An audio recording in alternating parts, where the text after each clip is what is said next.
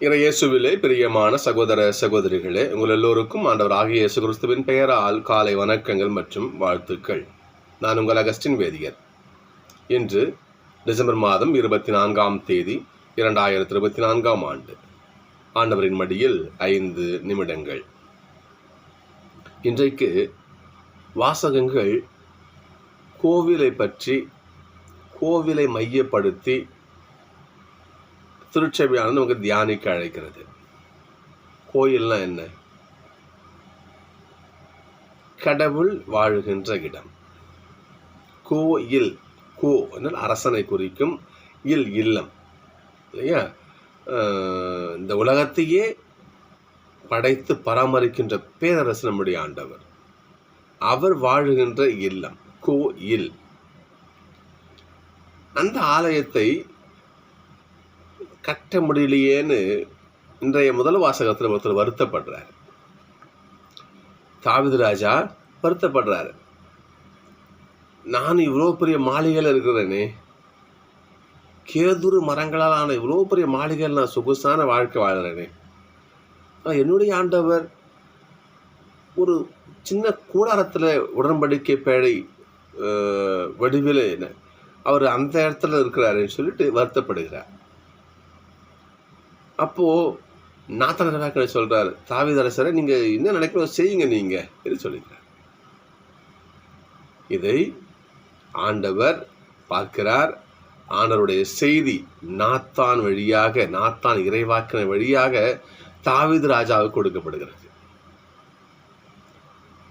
நான் தங்கிறதுக்கு என் கோயில் கட்ட போறியா? என் மக்கள் இஸ்ராயலின் தலைவனாக புல்வெளியில் ஆடு மேய்ச்சிட்டு இருந்த நீ, உன்னை நான் கொண்டு என்ன பண்ணேன்? இந்த மாபெரும் கூட்டத்திற்காக தலைவனாக, அரசனாக நான் உன்னை ஏற்படுத்தினேன். இந்த உலகத்தையே நான் உனக்கு கொடுத்தேன். நீ இருக்கிற இடம் நான் கொடுத்தது. நீ எனக்கு வீடு கட்ட போறியா என்று ஆண்டவர் கேட்கிறார். நான் உனக்கு ஒரு வீடு கட்டுவேன். அந்த வீடு என்றும் அழியாத வீடாக இருக்கும். சொல்ல வார்த்தை பாருங்க பார்ப்போம். நீ வாழ்நாள் முடிந்து துயிலுற்ற பிறகு உன் வழி தோன்றலை நான் உயர்த்தி அவனது அரசை நிலைநாட்டுவேன். நான் உனக்கு நிரந்தரமான ஒரு கோயில் கட்டுவேன் அப்படின்னு சொல்லுகிறார். அப்போ கடவுளால், அதாவது உலகத்திலே வர இருக்கின்ற அந்த வழி தோன்றல், எந்த வழி தோன்றலுடைய அரசுக்கு முடிவே இல்லாமல் இருக்கிறதோ அதுதான் இன்றைய வாசகத்தினுடைய விளைவுன்னு சொல்லலாம். அந்த நிகழ்வின் முன் அறிவிப்பு தான் இதுன்னு சொல்லலாம். அவ்வாறாக எத்தனை வாழ்ந்தாங்க, மறிச்சாங்க, போயினாங்க. ஆனால் மரித்த பிறகும் உயிர்த்து இன்றும் உலகத்தை ஆண்டு கொண்டிருக்கின்ற இயேசு கிறிஸ்துவுக்கு தான் அந்த வார்த்தையானது ஈஸியாக பொருந்தும். ஏனென்றால் அவரது ஆட்சிக்குத்தான் முடிவே இராது. கப்ரியேல் தூதர் மாதாமாட்டு சொல்லுவார் பாருங்க, அவர் இந்த உலகை, இஸ்ரேலை ஆட்சி செய்வார். அவர் ஆட்சிக்கு முடிவே இராது. அவர் கடவுளுடைய பிள்ளை எனப்படுவார். சொல்கிறா இல்லையா? அப்போது அப்பேற்பட்ட ஒரு கோவிலை, அழிவில்லாத கோவிலை, நித்திய கோவிலை தாவீதின் வம்சத்திலே யாவே இறைவன் தோன்ற செய்தார். இதை ஏசப்பாவும் நிறைய இடங்கள்ல அப்படியே, குறிப்பா யோவான்ல வாசிக்கலாம். நாம கோயிலுக்கு போறாரு, அங்கே பண்ற அநியாயங்களை அவரால் ஏசப்பாவை பார்க்க முடியல. நாணய மாற்றுவோர் அநியாயத்துக்கு சம்பாதிக்கிறானுங்க. எருசலேம் தேவாலயத்தில் ஆண்டவர் உடன்படிக்கை பேழை வடிவில் ஆண்டவர் வீற்றிருக்கிறார். அங்கே மக்கள் என்ன பண்ணுவாங்களாம், அந்த யூத மக்கள் எல்லாம் வெளியூர் வேலை செய்வாங்க இல்லையா? வேலை செஞ்சுட்டு ஏதோ ஒரு நாள் ஆண்டவரை பார்க்க வருவாங்க. அப்போ அவங்கக்கிட்ட எங்கே வேலை செய்கிறாங்களோ அந்த நாட்டு காசு தான் அவங்க கையில் இருக்கும். அவங்க பண்ணுவாங்க, வந்து அதை எருசலேம் அந்த பாலஸ்தீனோட காசாக மாற்றுவாங்க. அப்படி அவங்க மாற்றுகின்ற பொழுது அந்த மாற்றும் அந்த நேரத்தில் நாணயம் மாற்றுறாங்க பார்த்தீங்களா, அங்கே உட்காந்துறாங்க பாருங்கள். அதாவது உதாரணத்துக்கு சொல்கிறேன், நான் வந்து ஒரு அந்தியோக்கியாவில் வேலை செய்கிறேன் வச்சுக்கோங்க. அந்தியோக்கியாவில் வேலை செய்கிறேன். நான் ஆண்டவரை தரிசிக்க வரேன். நான் ஒரு அந்தியோக்கிய காசு நான் 10 ரூபா கொடுத்தா, உதாரணத்துக்கு சொல்கிறேன், நான் ஒரு 10 ரூபா கொடுத்தா நீ ஒரு 8 ரூபா எனக்கு கொடுக்கணும். 2 ரூபா உனக்கு கூலி கமிஷன் வச்சுக்கோமே. 8 ரூபா கொடு, அதை நியாயமானு வச்சுக்கோங்க. நீ என்னோட 10 ரூபாயை நீ வாங்கி கொண்டு எனக்கு 2 ரூபா கொடுத்தினா அது எவ்வளவு அநியாயம். ஆண்டவரை வழிபட வருகின்ற அந்த வாய்ப்பினை பயன்படுத்தி எப்படியெல்லாம் சுரண்டி, இதான் ஏசப்பா தான் பார்க்குறாரு. என் தந்தையின் இல்லத்தை கல்வர் குகையாக்கி விட்டீர்கள் சொல்ற வார்த்தை பாருங்க. சாட்டை பின்னி போட்டு ஓடுங்க. என் தந்தையின் இல்லத்தை என்ன பண்ணீங்க நீங்க? கல்வர் குகையாக மாற்றி விட்டீர்கள். ஏசப்படி வார்த்தை. அப்போ வாக்குவாதம் வருகிறது. அப்பொழுது ஏசப்பா சொல்ற வார்த்தை, இந்த ஆலயத்தை இடித்து விடுங்கள், 3 நாளில் கட்டி எழுப்புறேன். 3 நாளில் கட்டி எழுப்புறேன் ஏசப்பா சொல்லுவார். அப்போ யோவான் சொல்லுவார், அவர் தன் உடலாகிய ஆலயத்தையே சொன்னார். இப்போ முதல் வாசகம் பாருங்க. இன்னைக்கு நீ எனக்கு கோயில் கட்ட போறியா? நான் உனக்கு வம்சத்தை உருவாக்கி ஒரு கோயில் கட்டுவேன். யார் சொல்றது? இதை யாவே இறைவன் சொல்ற வார்த்தை கவனிக்கணும். என் முன்பாக உனது குடும்பமும் உனது அரசும் உறுதியாய் இருக்கும், உனது அரியணை என்றும் நிலைத்திருக்கும். ஒரு இடம், உன்னுடைய சிங்காசம், ஒரு இடத்த சொல்றாரு பாருங்க. அப்ப எந்த அரியணை, எந்த ஆலயம் யாராலும் அழிக்க முடியாமல், அழிக்க முடியாத நிலையில இந்த உலகத்தில் தங்கி இருக்கிறதோ அதுதான் ஆண்டவர் சொன்ன அந்த அரியணை. அப்பேற்பட்ட அரியணையை நிலையான வாழ்வினை கொண்டவர் நம்முடைய ஆண்டவர் இயேசு கிறிஸ்து. சொன்னார் இல்லையா, இந்த கோயில் இடிச்சிடுங்க, 3 நாளில் கட்டி எழுப்புறேன். அவர் தன் உடலாகிய அந்த கோயிலையே சொன்னார். சகோதரர்களே, ஏசப்பாவுடைய உடல் மட்டும் சொல்றது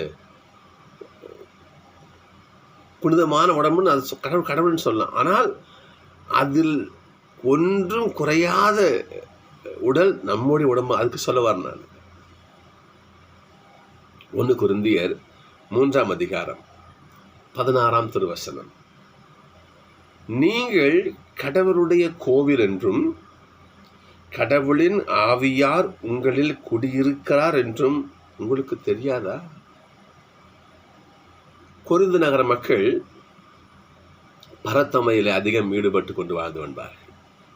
இந்த உடலை பயன்படுத்தி பரத்தமை விபச்சாரத்தில் அவர்கள் என்ன பண்ணாங்க, அப்படி வாழ்ந்துட்டு வந்த அந்த நிலையில் அவங்க இருந்தாங்க. கொரிந்து நகரம் ஒரு துறைமுக பட்டினம். அது அங்கே நிறைய கப்பலுங்க வந்து இருந்துட்டு அவங்களுக்கு தேவையான பொருட்கள்லாம் வாங்கிட்டு அடுத்த நாட்டுக்கு பயணம் பண்ணுவாங்க. அப்படிப்பட்ட ஒரு நகரமாக கொரிந்து நகரம் இருந்தது. அப்படி கப்பல் ஊழியர்கள், கப்பல் மாலுமிகளாக வருகின்ற பொழுது அவர்கள் அவர்களுக்கு தேவையான பொருட்களை அங்கிருந்து பெற்றுக்கொண்டார்கள். தேவையான பொருட்களிலே பரத்தமையும் அடங்கும். எனவேதான் அந்த துறைமுகப்பட்டினம் விபச்சாரத்தில் கொடி கட்டி பறந்தது கொரிந்து நகரம். இந்த இடம் அங்கே சென்று பவுல் நற்செய்தி பணி செய்கிறார். அப்ப சொல்கிற வார்த்தை தான் இது. உங்க உடம்பு கோவில் இல்லையா? தூய ஆவியார் குடியிருக்கின்ற ஒரு ஆலயம் இல்லையா உங்க உடம்பு?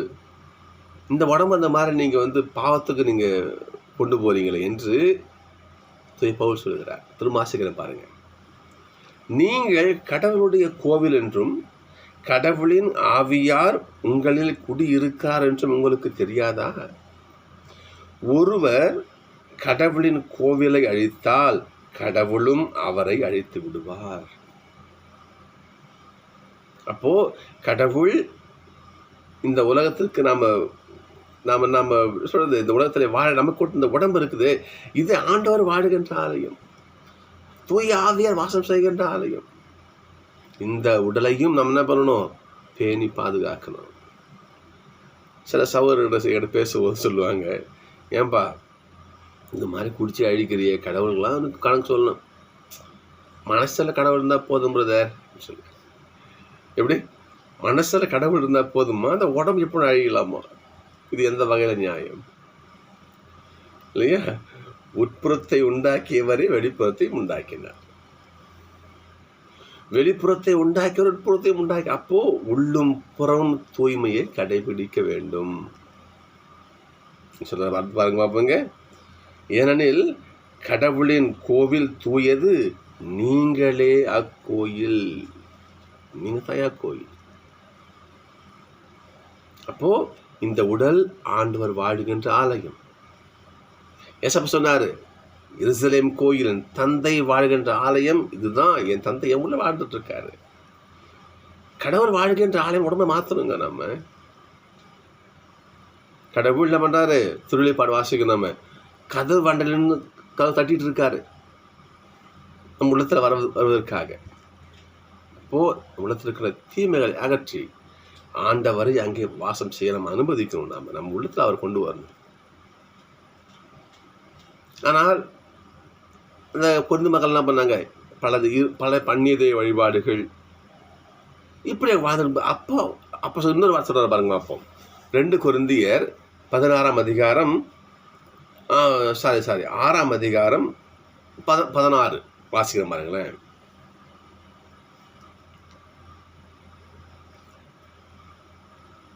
கிறிஸ்துவுக்கும் சாத்தானுக்கும் என்ன உடன்பாடு? 2 பேரும் என்ன தொடர்பு சொல்லுங்க பார்ப்போம். நம்பிக்கை கொண்டோருக்கும் நம்பிக்கை கொண்டிராதோருக்கும் என்ன தொடர்பு? கடவுளின் கோவிலுக்கும் சிலை வழிபாட்டு கோவிலுக்கும் என்ன இணக்கம்? வாழும் கடவுளின் கோவில் நாமே. வாழும் கடவுளின் கோவில் நாமே. எனவே இந்த ஆலயத்தை நாம் என்ன பண்ணணும், பேணி பாதுகாக்க வேண்டும். இன்றைய நற்செய்தி பார்க்கணும் நம்ம இன்னைக்கு. அதில் நற்செய்தியிலேயே கடைசி வரி எனக்கு மிக பிடித்த, சக்கரையா பாடலில் கடைசி வரி மிக மிக பிடித்த வரி அது. அதாவது ஆண்டவருக்கான வழி செம்மைப்படுத்த இயலுவார், இருளிலும் இறப்பின் பிடியிலும் இருப்போருக்கு ஒளி தரவும், நம்முடைய கால்கள் அமைதி வழியில் நம்மை நடக்க செய்யவும், நம் கடவுளின் பரிவுள்ளத்தாலும் இரத்தத்தாலும் விண்ணிலிருந்து விடியல் நம்மை தேடி வருகிறது. அந்த வார்த்தை கவனிக்கணும். இருண்டு கிடக்கின்ற இந்த உள்ளத்திற்கு, இந்த உடலுக்கு கடவுள் வாசம் செய்கிற இந்த உடம்புக்கு இப்போ இருட்டி கிடக்குது. இந்த இருளை நீக்க விடியல் வந்து கொண்டிருக்கிறது. திரும்ப ஞாபகப்படுத்துகிறேன், நாம் இன்னைக்கு திருவருகை காலத்தில் இருக்கிறோம். இதான் கடைசி நாள். நாளைக்கு கிறிஸ்து பிறப்பு விழா கொண்டாடுறோம். நாம் நமது உடல் இருட்டில் கிடக்குதா? அந்த இருட்டை விளக்க ஆண்டோட குழந்தை இயேசு பால் உள்ளத்தில் தாங்கிக்குவோம். நாம் அப்படி தாங்கினால் இருள் அகன்று விடியல் பிறக்கும். இந்த கோயில் தூய்மையாகும். இந்த கோயில் தூய்மையாக நம்ம யோசிச்சு பார்க்கணும். நாம அதே கொரிந்தியரில் பவுல் சொல்லுவார் பாருங்க, பார்ப்போம். 6ஆம் அதிகாரம் 19ஆம் திருவசனம். உங்கள் உடல் நீங்கள் கடவுளிடமிருந்து பெற்றுக்கொண்ட தூய ஆவி தங்கும் கோவில் என்று உங்களுக்கு தெரியாதா? உங்க உடம்பு இருக்கு, நீங்க அந்த உடல் நீங்க கடவுள்கிட்ட இருந்து வாங்கின தூயாவை தங்குற கோயில் அது. அவங்க தெரியாதா? இன்னும் கேள்வி பாருங்க பாப்போம். கடவுள் உங்களை விலை கொடுத்து மீட்டுள்ளார். எனவே உங்கள் உடலால் கடவுளுக்கு பெருமை சேருங்கள். சகோதரி, இதை விட என்ன வார்த்தை இருக்குன்னு சொல்லுங்க பாப்போம். திரும்ப சொல்ற, நம்ம திருவருகை காலத்தில் இருக்கிறோம். நம்ம நாளைக்கு கிறிஸ்து பிறப்பு விழா. இன்றைக்கு மிட் நைட் இல்லையா? ஆண்டோட இயேசு நம்ம குடியில் மட்டும் பறக்கக்கூடாது, உள்ளத்திலையும் பறக்கணும். இந்த உடல்லையும் ஆண்டவரை நாம் பிறக்க வைக்க தாங்கணும். நாம் சகோதரர்களே, இன்றைக்கு திருச்செனவு சொல்ற கருத்து தான். தந்தையின் கோவிலாக ஏசப்பா தன் உடலை மாற்றினார். இன்னைக்கு வாசம் நாம நம்முடைய உடல் தூயாவு தங்கும் ஆலயம், தூயாவு தங்கும் கோயில். எனவே உங்கள் உடலையும் என்ன பண்ணுங்க, பத்திரமா பாதுகாத்துக்குங்க. நீங்கள் பாதுகாக்காமல் போனால் கடவுள் அதை அழித்து விடுவான் பைபிள் சொல்லுகிற சகோதரர். எனவே நாம் சொல்றது ஆன்மா சுத்தமாக மட்டும் பத்தாது, இந்த உடலும் சுத்தமாக இருக்கணும். இந்த உடலும் பாவ காரியங்களுக்கு போகாமல் இருக்கணும். இந்த உடலும் அந்நிய தெய்வத்துக்கிட்ட போகாமல் இருக்கணும். எல்லாம் சொல்ற மாதிரி மனசுல இருந்தா போதும் பிரதர். உள்ளும் புறமும் உடலும் உள்ளமும் ஆண்டவருக்குரிய பொருளா மாற்றணும். திருப்பால் வாசிக்கலாம் பாருங்க. இன்னைக்கு அற்புதமான திருப்பாடல். இன்னைக்கு ஆண்டவருடைய பேரன்பை நான் என்றும் பாடுவேன். ஏனென்றால் கடவுள் உண்மையுள்ளவர். அவரது பேரன்பு என்னைக்குமே இருக்குது. உமது உண்மை வானை போல உறுதியானது, என்ன பண்ணுது, உயர்ந்தது. அதை பாருங்க பார்ப்போம். நீர் எங்களுடைய தந்தை, எங்கள் இறைவன், எங்கள் மீட்பின் பாறை இல்லையா? நீங்க என் மேல வச்சு பேரன்பு நிலைக்க செய்யுங்க. நீங்க அப்பேற்பட்ட அந்த பொக்கிஷத்தை, அந்த இறைவனை, அந்த கடவுளை நம்முடைய உள்ளம் என்னும் ஆலயத்தில், இந்த உடலும் ஆலயத்தில் தாங்கி கொண்டிருந்தால், கடவுள் வாசம் செய்யும் ஆலயமாக நாம் நம்மை மாற்றினால், யோசிச்சு பாருங்க, நமக்கு எவ்வளவு ஆண்டவருடைய கடவுளே நம்ம கிட்ட வாசம் செய்கின்ற பொழுது சிந்தித்து பாருங்க சகோதரர்களே. ஆண்டவர்கிட்ட வேண்டுவோம், ஆண்டவரே ஏசப்பா எப்படி நீங்கள் வாழும் ஆலயமாக தன் உடலை மாற்றினார் ஐயா.